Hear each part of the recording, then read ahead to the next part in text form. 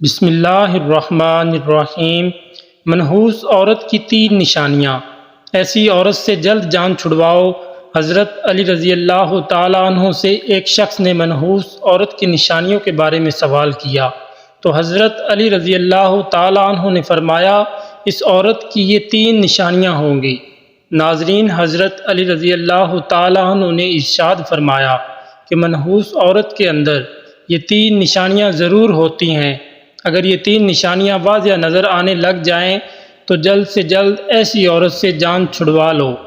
ناظرین، انسانی معاشرہ مرد اور عورت کے وجود سے تشکیل پاتا ہے۔ کسی بھی معاشرے کی ترقی اور بہتری صرف مرد حضرات کی وجہ سے نہیں ہوتی، بلکہ عورت بھی بحیثیت ایک فرد نہایت اہم کردار سر انجام دیتی ہے۔ یوں تو آج دنیا کی کوئی قوم اور کوئی مذہب عورتوں کے مقام و حیثیت اور ان کے کردار کی اہمیت سے انکار نہیں کر سکتا۔ اس لیے اسلام نے جس طرح سے عورت کے مقام و مرتبہ کو انسانی معاشرے میں بلند کیا ہے اور عورت کے کردار کو مذہبی، اخلاقی، معاشرتی اور سماجی ہر اعتبار سے اہمیت دی، اس کی کوئی بھی مثال کسی بھی معاشرے میں دکھائی نہیں دیتی۔ اب یہ بات بھی حقیقت ہے کہ اسلام سے پہلے عورت نہایت ہی مظلوم، ہر اعتبار سے ایک ایسی زندگی گزارنے پر مجبور تھی جس میں عورت کی کوئی عزت اور اس کا کوئی احترام نہ تھا۔ عورت کے وجود کو قابل ذلت سمجھا جاتا تھا اور اسے تمام برائیوں کا سرچشمہ جانا جاتا تھا۔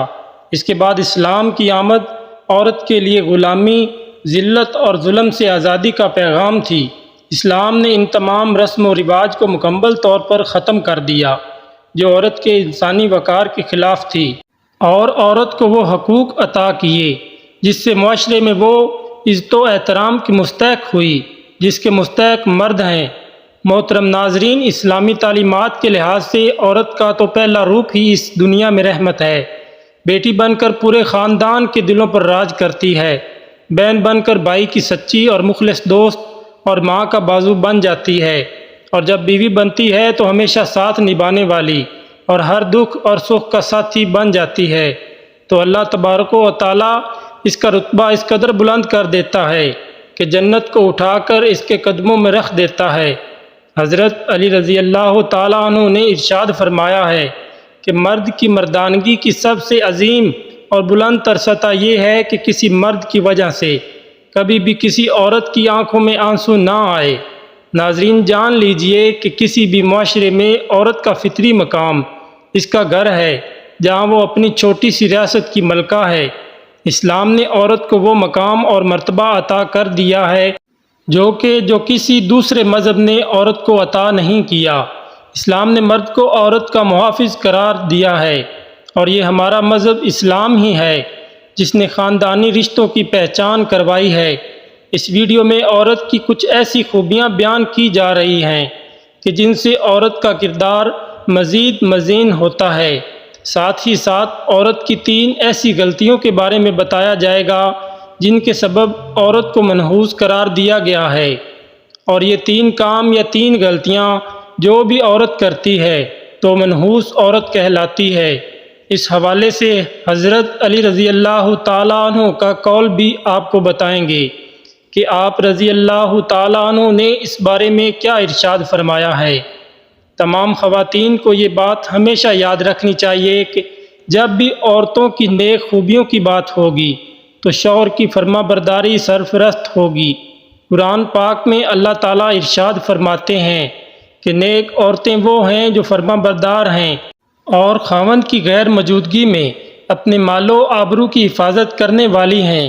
ایک مرتبہ حضور نبی کریم صلی اللہ علیہ وسلم سے پوچھا گیا کہ بہترین عورت کون سی ہے، تو آپ صلی اللہ علیہ وسلم نے ارشاد فرمایا کہ وہ عورت کہ جب اس کا خاوند اس کی طرف دیکھے تو یہ اسے خوش کر دے، اور جب شوہر اسے کوئی حکم دے تو یہ اس کی اطاعت کرے، اور اپنے جان و مال میں اپنے شوہر کا ناپسندیدہ کام بالکل نہ کرے اور اس کی مخالفت نہ کرے۔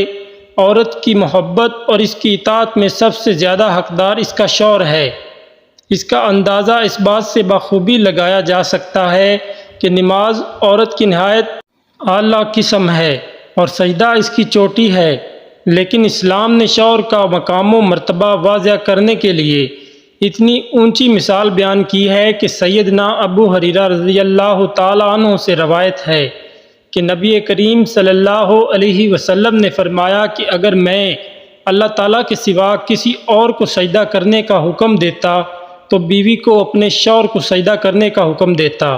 پھر آپ صلی اللہ علیہ وسلم نے ارشاد فرمایا، اس ذات کی قسم جس کے قبضے میں محمد صلی اللہ علیہ وسلم کی جان ہے، عورت اپنے رب کا حق ادا نہیں کر سکتی جب تک وہ اپنے شوہر کا پورا حق ادا نہ کر دے، حتیٰ کہ اگر اس کا شوہر اسے بلائے اور وہ سواری پر ہو تب بھی اپنے آپ کو نہ روکے۔ حدیث مبارک میں ہے کہ جس شوہر کو اپنی بیوی سے تکلیف پہنچتی ہے، جنت کی حوریں اسے بد دعا دیتی ہیں۔ نیک عورت کی ایک خوبی ستر و حاجات کی مکمل پابندی کرنا بھی ہے۔ مسلمان عورت کے لیے پردہ کرنا اسلام کی خصوصیات میں سے ایک ہے۔ پردے میں مسلمان عورت کی عزت و وقار کی حفاظت ہے۔ پردہ ایک رحمت ہے۔ اسلام نے عورت کو انتہائی بیش قیمتی سرمایہ قرار دیا ہے، اس لیے اس کی حفاظت کا خصوصی انتظام بھی کیا ہے۔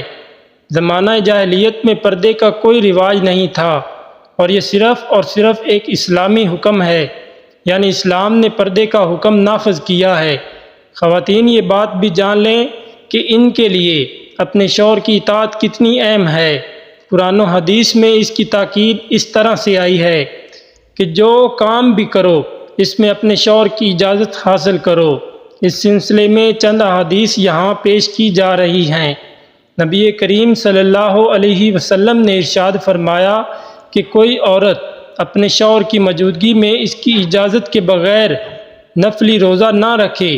اس کے علاوہ بھی چند نیک خوبیوں کا ذکر کریں گے، لیکن پہلے آپ کو حضرت علی رضی اللہ تعالیٰ عنہ کے فرمان کے مطابق بتاتے ہیں کہ بدبخت اور منحوس عورت کی 3 نشانیاں کون کون سی ہیں۔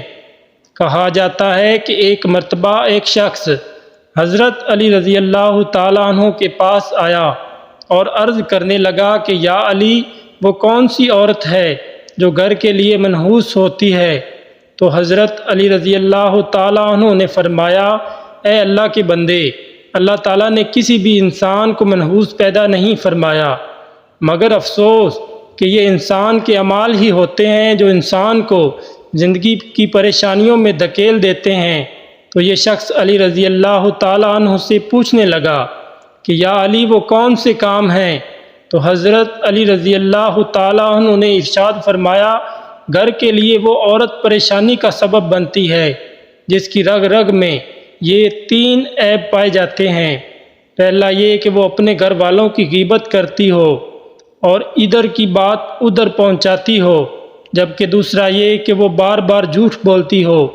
تیسرا عیب جو کسی عورت کو منحوس بنا دیتا ہے، نبی کریم صلی اللہ علیہ وسلم کے فرمان کے مطابق جو عورت اپنے شوہر کے بلانے پر اس کے پاس نہ جاتی ہو تو فرشتے آسمان پر ایسی عورت پر لعنت بھیجتے ہیں، اور ایسی عورت گھر کے امن، چین اور سکون کے لیے منحوس ثابت ہوتی ہے۔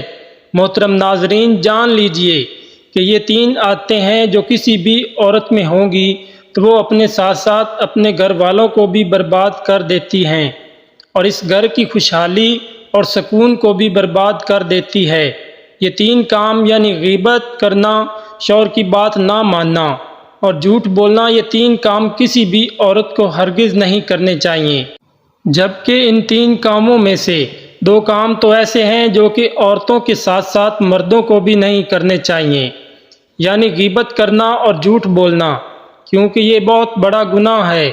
عورت کے لیے بھی حکم ہے کہ وہ اپنے شوہر کی اجازت کے بغیر کسی کو بھی اپنے گھر میں داخل نہ ہونے دے، جیسا کہ نبی کریم صلی اللہ علیہ وسلم کا ارشاد ہے کہ جب بھی کوئی مرد کسی اجنبی عورت کے ساتھ خلوت میں ہوتا ہے تو ان میں تیسرا شیطان ہوتا ہے، اور اس لیے عورت کو چاہیے کہ وہ کسی مرد کو اجازت نہ دے کہ اس کے شوہر کی غیر موجودگی میں گھر کے اندر داخل ہو، اور اسی طرح سے ایک مسلمان مرد کو بھی چاہیے کہ کسی اجنبی اور غیر محرم عورت کے پاس اس کے شوہر کی غیر موجودگی میں نہ جائیں۔ جیسا کہ نبی کریم صلی اللہ علیہ وسلم کا ارشاد ہے، کوئی مرد کسی غیر محرم عورت کے ساتھ بغیر محرم کے تنہائی میں نہ ہو۔ اسی طرح عورت کے لیے بھی ضروری ہے کہ وہ شوہر کی اجازت کے بغیر کسی غیر محرم سے بات نہ کرے۔ اسی سلسلے میں ارشاد باری تعالیٰ ہے کہ اے ازواج مطہرات، تم دیگر عورتوں کی طرح نہیں ہو۔ اگر تمہیں خوف ہے پس تم اپنی آواز میں لچک پیدا نہ کرو کہ جس سے مریض دل انسان اپنے دل میں لالچ پیدا کر بیٹھے، اور تم بھلی اور درست بات کرو۔ معلوم ہوا کہ عورت کی آواز میں بھی پردہ ہے اور وہ ان شرائط کے ساتھ اجنبی مرد سے بات کر سکتی ہے۔ نمبر 1، آواز میں لچک، شیرینی اور مٹھاس نہ ہو۔ نمبر 2، صرف ضرورت کے وقت بات کریں۔ نمبر 3، پردے میں رہ کر بات کریں۔ دعا ہے کہ اللہ تعالی ہمیں دین اسلام کو درست طریقے سے سمجھنے پر اور اس پر عمل کرنے کی توفیق عطا فرمائے اور ہمیں برے اعمال سے محفوظ فرمائے، آمین۔ ویڈیو پسند آنے پر ہمارے چینل کو ضرور سبسکرائب کر دیں اور ہماری ویڈیو کو لائک کر دیں۔ شکریہ۔